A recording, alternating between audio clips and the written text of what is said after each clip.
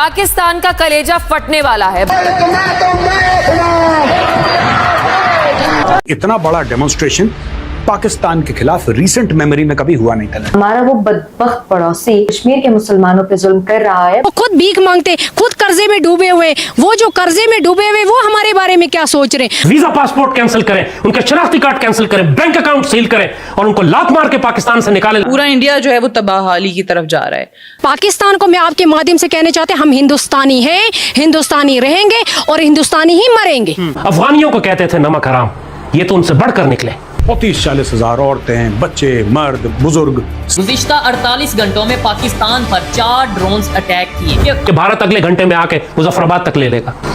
तुम्हारे पास कौन सी फौज है कि तुम भारत को रोकोगे? दोस्तों आज का जो वीडियो है ना बहुत ही मजेदार है, आपको देख करके मजा आ जाएगा। कहेंगे कि भाई हमें प्राउड है कि हम भारतीय, हमें प्राउड है कि हम भारत जैसा देश में जन्म लिए। जी हाँ दोस्तों, हमारे पड़ोस में एक देश है पाकिस्तान जो हमसे ही अलग हुआ है। आज उसका हालात इतना बद से बदतर हो चुका है कि आवाम पागल हो चुकी है, भाई लोग बेहाल हो चुका है। मतलब लोगों का जो संयम है ना टूट चुका है, सब्र का बांध टूट चुका है, लोग परेशान हो चुका है हर एक चीज से। तो नमस्कार, मैं आपको दोस्तों पिक्चर ये देखते हैं वीडियो। पाकिस्तान का कलेजा फटने वाला है, बस कुछ दिन का इंतजार और फिर पूरा पीओके अपने आप ही भारत में शामिल हो जाएगा।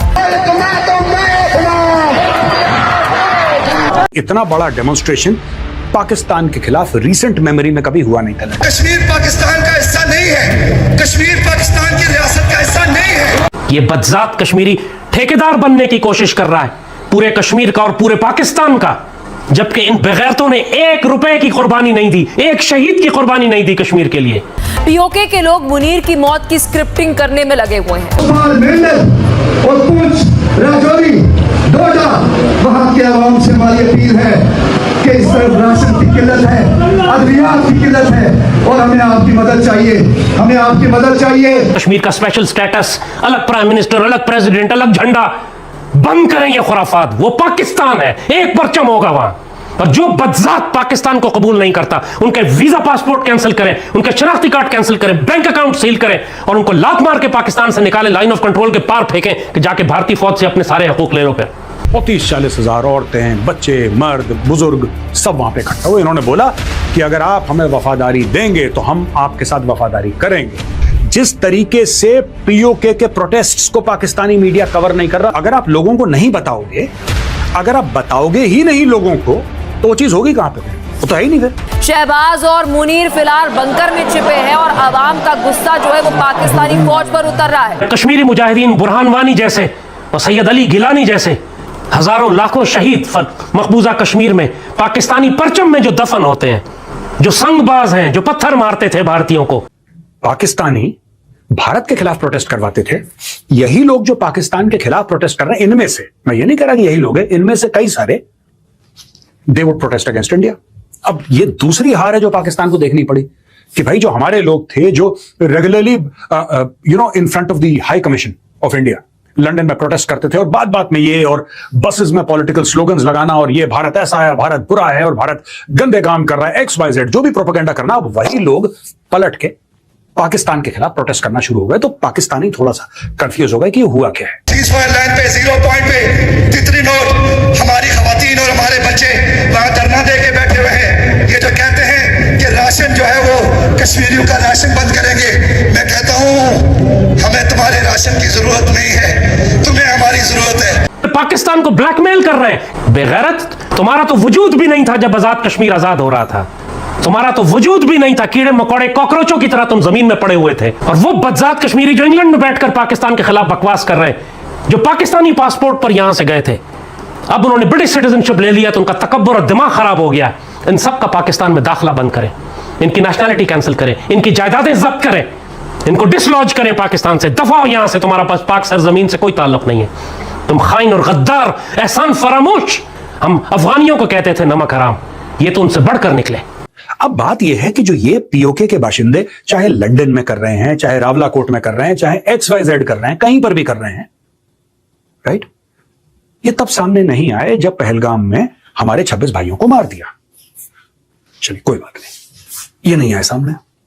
जब पूरे कश्मीर में पाकिस्तान ने फिदाइन भेजे, आतंकवादी भेजे, जो हमला करने वाले भेजे, टेररिस्ट्स भेजे, सब कुछ भेजे, तब किसी ने कुछ नहीं बोला। और इन्हीं के आस पड़ोस में वो कैंप्स थे जो ट्रेन करते थे लश्कर तैयबा, जैश मोहम्मद। यही तो वो इलाका है जहां से वो भारत के अंदर घुसते, लाइन ऑफ कंट्रोल को पार करते। This is the same place.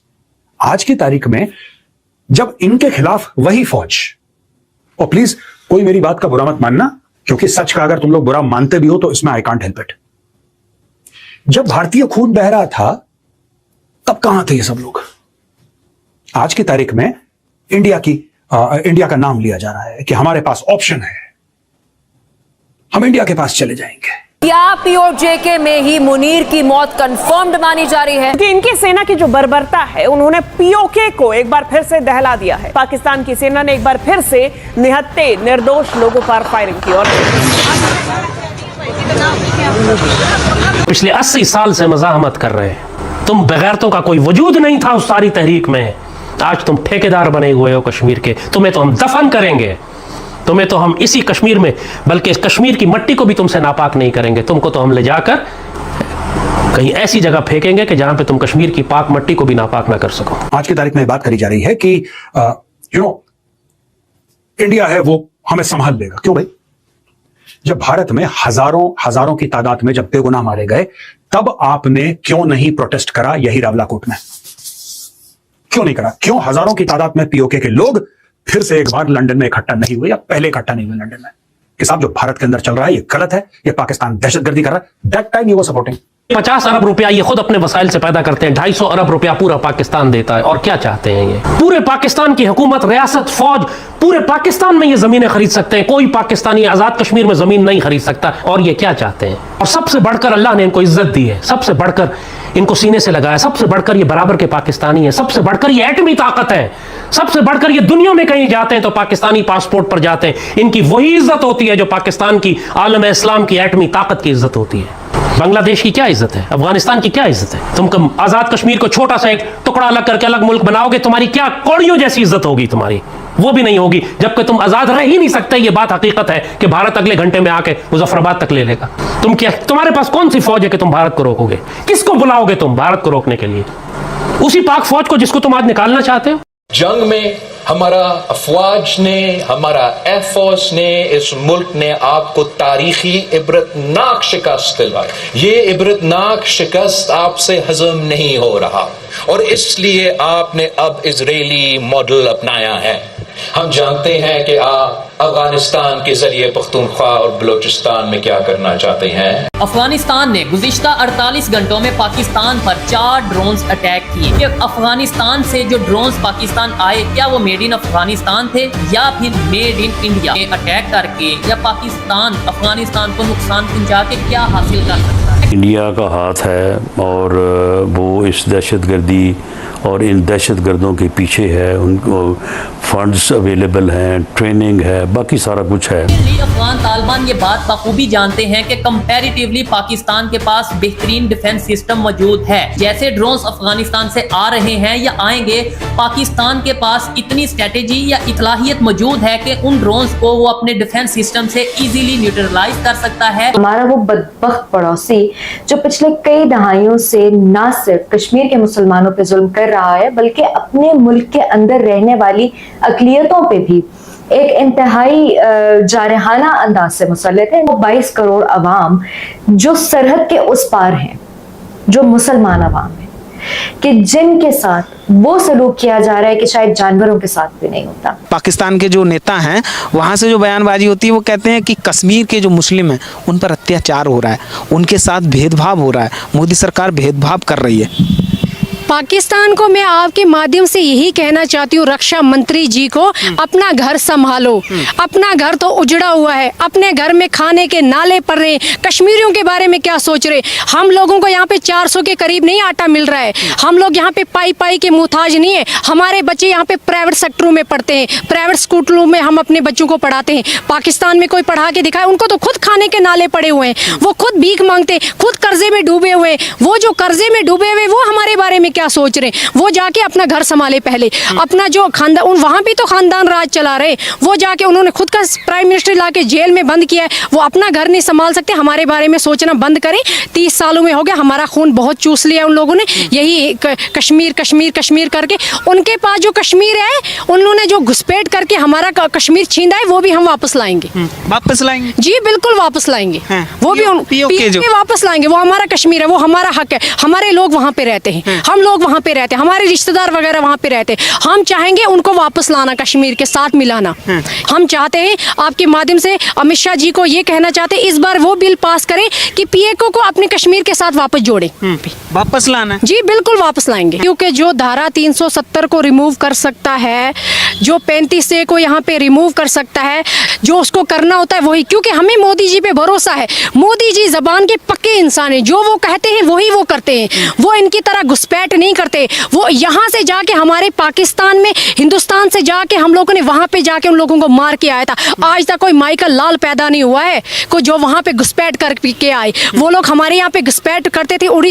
उड़ी में जो उन लोगों ने किया था, हमारे जवानों को मारा था, और मोदी जी ने यहाँ पे रात को जाके उनको घर पे जाकर सर्जिकल स्ट्राइक करके आए, वहाँ पे जाके उनको मार के आए। उनको पता चला कि कोई उनका बाप इस दुनिया में आया है, और वो श्री नरेंद्र मोदी जी हैं। मोदी जी जी बिल्कुल। इन्होंने अपनी फौज को सियासी बना दिया।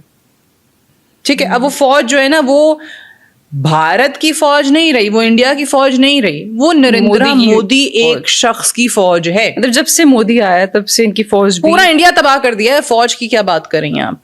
पूरा इंडिया जो है वो तबाहाली की तरफ जा रहा है। अब लोग उस पर बोलना शुरू हो गए हैं। अब आपको जगह जगह वो सड़कों पे कॉकरोचेस नहीं नजर आते। कौन है वो कॉकरोचेस? वो इंसान है, वो तंग है इन पॉलिसी से, वो यूथ है, वो नौजवान तबका है जिनको आप कॉकरोचेस, पैरासाइट समझ के उनकी तौहीन करते हैं। तो ये इश्यूज जो है मुझे खत्म होते हुए नजर नहीं आ रहे जब तक मोदी वहां पे बैठा हुआ है। और थोड़ा 5-10 साल इसको और दे दें, जो इंडिया बचा है ना, वो भी पूरा तबाह हो जाएगा। हम मोदी जी को सैल्यूट करते हैं कि अल्लाह पाक ने और भगवान ने ऐसा इंसान पैदा किया जो जिसके अंदर इतनी अच्छी फीलिंग्स है, जिसने पाकिस्तान को मुंह की तोड़ के दी। अभी कोई पाकिस्तान वाला यहाँ, पहले बॉलीवुड में देखे कितने सारे स्टार यहाँ पे आते थे उस पार से, यहाँ का हमारा पैसा लेके वहाँ पे लेके खाते थे। और इस बार जब मोदी जी ने उनको बाइकआउट किया, मोदी जी ने उनको बाइकआउट किया कि हमारे इंडिया में आपका कोई काम नहीं है। और पाकिस्तान को मैं आपके माध्यम से कहना चाहते हैं, हम हिंदुस्तानी हैं, हिंदुस्तानी रहेंगे और हिंदुस्तानी ही मरेंगे, क्योंकि हमारे कुरान में भी यही लिखा है, क्योंकि जिस वतन का खाओ उस वतन का गाना गाओ। तो यकीनन आपको एक वीडियो देख करके मजा आया होगा। और अगर आप मेरे चैनल पर नए हैं तो चैनल को सब्सक्राइब कीजिएगा, वीडियो को लाइक कीजिएगा। तो मिलते हैं फिर से एक न्यू मजेदार वीडियो के साथ। तब तक के लिए नमस्कार, राम राम, जय हिंद।